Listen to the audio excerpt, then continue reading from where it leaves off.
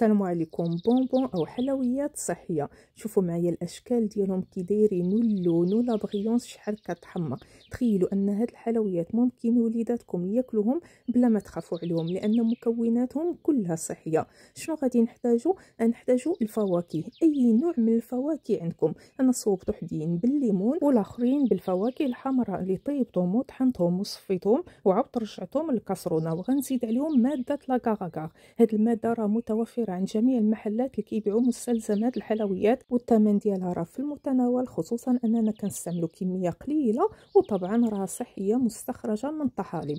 كنديروا لاكاغاكار على داك العصير ديال الفاكهه وكنخلطوه مزيان حتى كيمتزج، وديك الساعه كنقدروا نحليوه باش ما بغينا. انا زدت عليهم معلقه كبيره ديال العسل، كنديروه فوق النار وكنبقاو نحركوه. ملي كيبدا بالغليان كنحسبوا 5 ديال الدقائق، يعني كيبدا بالغليان وكنبقاو نخليوه وحنا كنحركوه باستمرار حتى كيكمل 5 ديال الدقائق. من بعد كنصبوهم في القوالب السيليكون اللي كنكونوا حاطينهم على شي بلاطو باش يجيونا ساهلين الا غنسوهم ونحطوهم في الثلاجه. كنخليهم يبردوا في المطبخ هو الاول، من بعد كنحطوهم في الثلاجه تقريبا واحد ساعتين حتى 3 سوايع، ومن بعد هذه هي النتيجه. شوفوا ما شاء الله الشكل ديالهم كيفاش داير كيحمق، وطبعا المذاق رائع. المذاق ديال الفواكه الحمراء وديال البرتقال او اي فاكهه اخرى متواجده عندنا في الدار. عوض ما نشريو لوليداتنا هذوك لي بونبون اللي كلها اضرار من نوعيه السكر، النكهات، الملونات، نحضروا لهم هاد البدائل الصحيه والجديده. وما تنساوش اختياراتنا اليوم هي صحتنا تغدى.